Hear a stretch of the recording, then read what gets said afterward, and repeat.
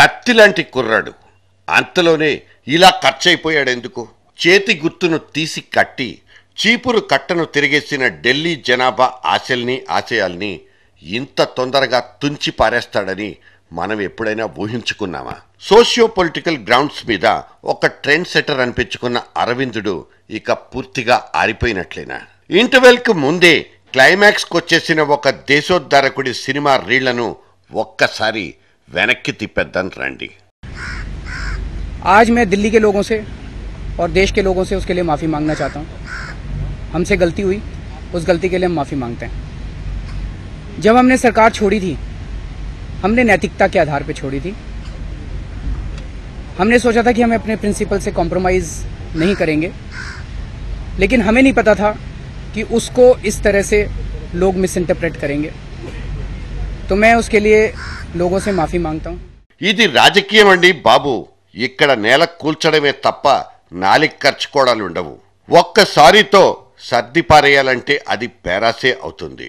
అప్పుడెందుకో ఆవేశపడిపోయినా ఇప్పుడిప్పుడే బుద్ధొస్తోంది అంటూ లెంపలేసుకుంటున్న కేజ్రీవాల్ ఢిల్లీ సీఎంగా రాజీనామా చేసి పారేయడం చారిత్రాత్మక తప్పిదమని బేషరతుగా ఒప్పేసుకున్నారు. మళ్లీ మ్యాండేట్ కావాలంటూ మారం చేస్తున్నారు. ఇంతకు ఈ మొండి ఘటం ముందుకెళ్తారా లేక మునిగిపోతాడా?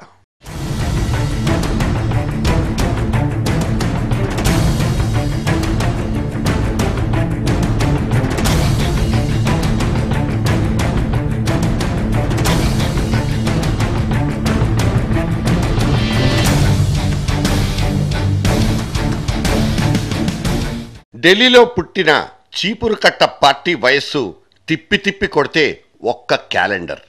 కుళ్ళు రాజకీయాల్ని కడిగి పారేసి సరికొత్త హరిత విప్లవాన్ని ఆవిష్కరిస్తానన్న కేజ్రీవాల్ అనే కథానాయకుడి పాత్ర అంతలోనే ఆఖరి సీన్లకు దగ్గరైపోయింది.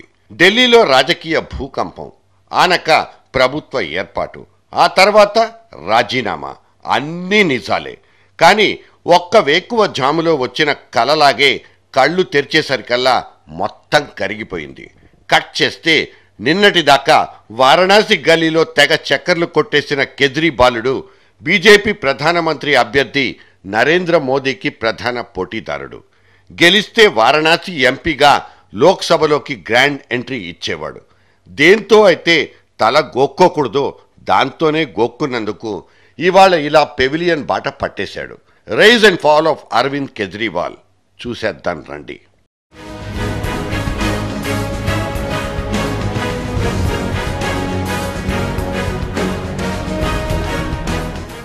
ఇండియా అగెన్స్ట్ కరప్షన్ నెటిజన్లకు మాత్రమే పరిచయం ఉన్న ఒక అవినీతి వ్యతిరేక ఉద్యమం. అందులో ప్రధాన కార్యకర్త అరవింద్ కేజ్రీవాల్ సడన్గా తాను రాజకీయ రంగు పులిమేసుకున్న సంచలనాత్మక రోజుల్ని ఒక్కసారి ఇక్కడ రీకాల్ చేసుకోవాల్సిందే. పొలిటికల్ ఆరంగేట్రం కోసం ఆయన తన సైద్ధాంతిక గురువు అన్నా హజారేతో విభేదించడానికి కూడా వెనకాడింది లేదు. కేజ్రీవాల్ ఆరంగేట్రం జరిగిన మరుక్షణం నుంచే దేశం మొత్తం మీద బ్రేకింగ్ న్యూస్ గేర్లు మార్చేసుకున్నాయి. సోనియా గాంధీ అల్లుడు రాబర్ట్ వాద్రా, బీజేపీ జాతీయ అధ్యక్షుడు గడ్కరీలతో పాటు అంబానీ వంటి కార్పొరేట్ కింగ్స్ ని కూడా ఆయన వదిలిపెట్టలేదు. వరుసబెట్టి ఆరోపణలు చేస్తూ చిక్కుల్లోకి నెట్టేశారు కేజ్రీవాల్. పక్కా ఆధారాలున్నాయి, దమ్ముంటే ఆపుకోండంటూ ఆయన చేస్తున్న ఆరోపణలకు అటు రాజకీయవేత్తలు ఇటు పారిశ్రామికవేత్తలు కూడా బెంబేలెత్తిపోయారు.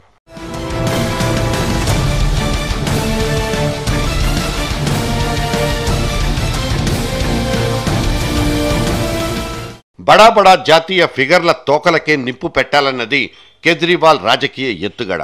ఆ రకంగానే పొలిటికల్ సర్కిల్స్లో కాకరేపిన సూపర్ స్టార్గా మారిపోయారు. పైసా ఖర్చు లేకుండా దేశవ్యాప్త ప్రచారాన్ని కూడదీసుకున్నారు. ఒక సందర్భంలో కేజ్రీవాల్కు భారతరత్న లాంటి అత్యున్నత పౌర పురస్కారంతో సత్కరించాలంటూ వేడుకోళ్లు కూడా పుట్టాయి. అతని వెంట నడవాల్సిన అవసరం భావ సారూప్య పార్టీలన్నింటి మీద ఉందంటూ వేలం వెర్రి విశ్లేషణలు పుట్టుకొచ్చాయి. జన్ లోక్పాల్ బిల్లు కోసం అన్నా హజారే చేపట్టిన దీక్షల సీజన్లో దాదాపు డజను మంది సామాజిక కార్యకర్తలు జాతీయ వార్తల్లో తెగ నానిపోయారు.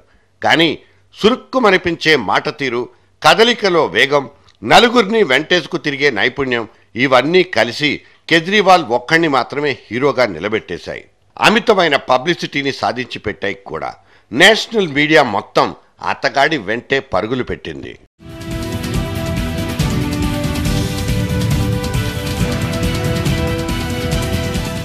హస్తిన పురవీధుల్లో ఈ కేజ్రీవాల్ ఎటువంటి కంచుకోటల్ని కూలగొట్టాడు, ఏ పార్టీలకు ఎర్త్ పెట్టేశాడు, ఎన్నేసి ఓటు బ్యాంకుల్ని కొల్లగొట్టాడు, అందుకు అతను గీసుకున్న రూట్ మ్యాప్ ఏంటి, ఇటువంటి అంశాల మీదే జాతీయ ఛానళ్లన్నీ జడలు విప్పేశాయి.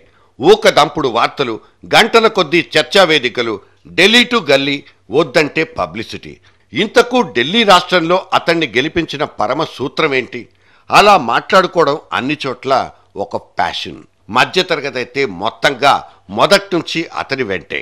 ఇక మురికివాడ జనాభాలో కాంగ్రెస్ పార్టీకున్న షేర్ వాల్యూను, బంగాళాల లోపలే దాక్కున్న బీజేపీ సంప్రదాయ ఓటును కొంత మేరకైనా కోత పెట్టడంలో కేజ్రీవాల్ కత్తి పదును బాగా పనికొచ్చిందన్నది ఒక నిశ్చితాభిప్రాయం. అవసరం అనిపించినప్పుడు శత్రు పార్టీల్ని చీల్చడం లాంటి పచ్చి రాజకీయానికి కూడా కేజ్రీవాల్ వెనక్కు తగ్గలేదు. కొత్త మాటలకు, కొత్త చేతలకు అలవాటు పడ్డమనేది ఢిల్లీ లాంటి సూపర్ అర్బన్ ఏరియాలకైతే చాలా చాలా సులభం.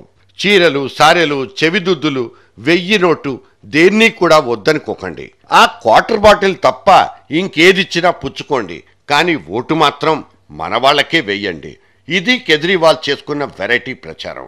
ఇంతకు ముందు మన మధ్య ఇటువంటి విచిత్రమైన విన్యాసాలు చాలానే చూశాం. కానీ ఢిల్లీ లాంటి థిక్కెస్ట్ అర్బన్ ఏరియాల్లో మాత్రమే కాసింత ఎక్కువగా వర్కౌట్ అయింది. ల్యాండ్ స్లైడ్ విక్టరీ కాకపోయినా 2 జాతీయ పార్టీలకు సమాంతరంగా సీట్ షేర్ దక్కించుకున్న ఆమ్ ఆద్మీ పార్టీకి చరిత్ర పేజీల్లో ఎంతో కొంత చోటు దక్కేసింది.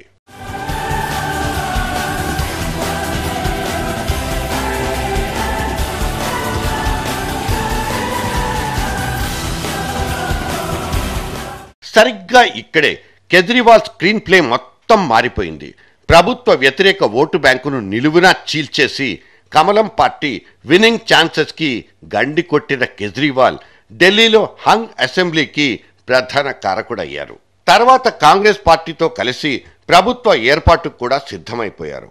అన్నప్రాసన రోజునే ఆవకాయ బద్దన్నట్లు కేజ్రీవాల్ ఒకలాంటి ఒంటెద్దు పోకడతోనే ముందుకెళ్లిపోయినట్లు అప్పట్లో విమర్శలొచ్చాయి. క్లాప్స్, కలెక్షన్సే పరమావధిగా కేవలం గ్యాలరీల కోసమే ఆట సాగిస్తున్నారంటూ అక్కడ తీవ్రమైన అపవాదు నమోదైపోయింది. ఢిల్లీ కాకి శాఖ మీద కేంద్రం పెత్తనం ఇంకానా, ఇకపై సాగదంటూ ఆమ్ ఆద్మీ పార్టీ నేరుగా యుద్ధానికే దిగేసింది. జనం చేతుల్లో ఉచిత వరాల్ని విశృంఖలంగా కుమ్మరించడం, వినూత్న ప్రదర్శనలంటూ రోడ్డు మీదకెక్కడం లాంటివి సంప్రదాయ పార్టీలు పాల్పడిపోయే పాపులిస్ట్ పద్ధతులు. ఇటువంటి అనాకారి పనుల్ని నిషేధించుకోవాలంటూ ఒకప్పుడు చీదరించుకున్న కేజ్రీవాల్ ఆ తర్వాత తానే అటువంటి వీధి నాటకాలకు పాల్పడిపోవడం ఒక ఖచ్చితమైన తప్పటడుగు. నిర్భయ ఉదంతాన్ని ఊతకర్రగా చేసుకుని సీఎం కుర్చీ దాకా ఎదిగిన ఇతగాడే విమెన్ ప్రొటెక్షన్ అనే సున్నితమైన అంశాన్ని సైతం గుడ్డిగానే తన ఫ్రీబీస్ జాబితాలో చేర్చుకున్నారా?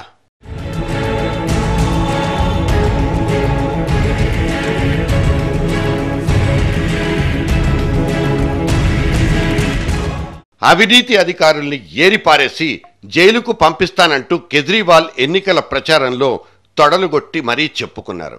కానీ జన్ లోక్పాల్ బిల్లును ఢిల్లీ అసెంబ్లీలో పాస్ చేయించుకోవడం దగ్గర అడ్డంగా ఓడిపోయారు. లోక్పాల్ కోసం 1000 సార్లైనా ముఖ్యమంత్రి కుర్చీని వదిలేసుకుంటానంటూ రాజీనామా రాసి లెఫ్టినెంట్ గవర్నర్ ముఖం మీద విసిరి కొట్టేశారు. ఫలితం నెలన్నర తిరక్క ముందే కుప్పకూలిపోయిన ఢిల్లీ ఆమ్ ఆద్మీ సర్కార్ అంటూ కేజ్రీవాల్ ముఖాన్ని కార్టూన్లతో కడిగేసింది జాతీయ మీడియా.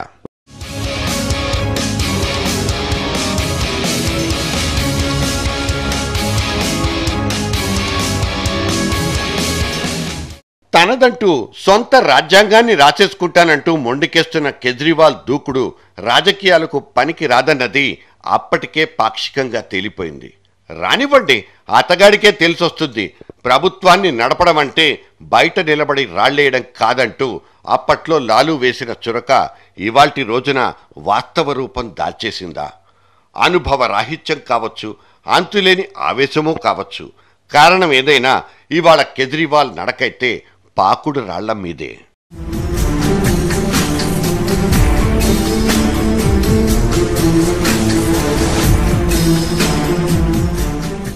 మంచినీళ్లు కావాలి, కరెంటు బిల్లులు తగ్గించాలి అంటూ సిల్లీగా మొదలైన కేజ్రీవాల్ పోరాటం జనాన్ని సిన్సియర్గా తాకేసింది. తమకేం కావాలో ఇతగాడికే బాగా తెలుసన్న క్లారిటీ ఢిల్లీ జనాభాలో స్పష్టంగా కనిపించింది. చేసేది హీరో వేషమే అయినా క్యారెక్టర్ ఆర్టిస్ట్ గానే కనిపిస్తూ జనంలో ఒకడిగా జనంలోకే దూసుకెళ్లాడు. ఈ రకంగా పబ్లిక్ బ్యాలెట్ మీద పవర్ స్టార్ అనిపించేసుకున్న రాజకీయాల్లో మాత్రం అతను పసిపిల్లవాడే. లెజిస్లేటివ్ టీం నుంచి క్యాబినెట్ కొలీగ్స్ ని ఏరుకోవడం, వాళ్లకు పోర్టుఫోలియోల్ని పంచడం దగ్గర కూడా కేజ్రీవాల్ అడ్డంగా ఓడిపోయాడన్న అపవాదును మూటగట్టేసుకున్నారు. అన్ని బూర్జువా పార్టీల్లాగానే యాంటీ కేజ్రీవాల్ అంటూ అక్కడ ఇంకో అసమ్మతి గ్రూపు.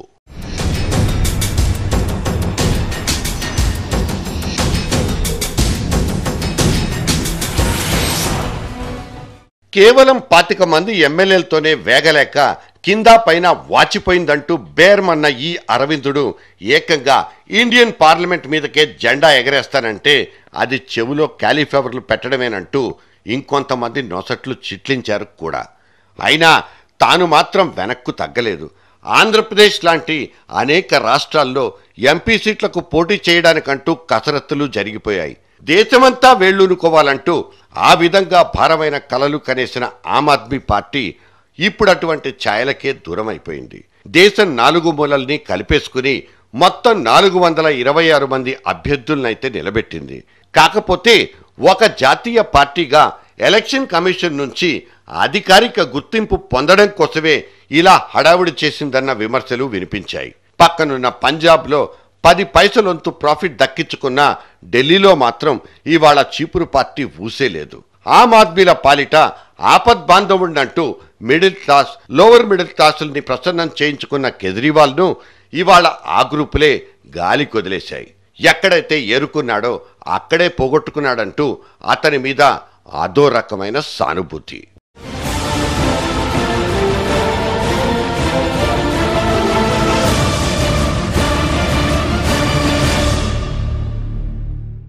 రాజకీయాలంటే అంతే మరి.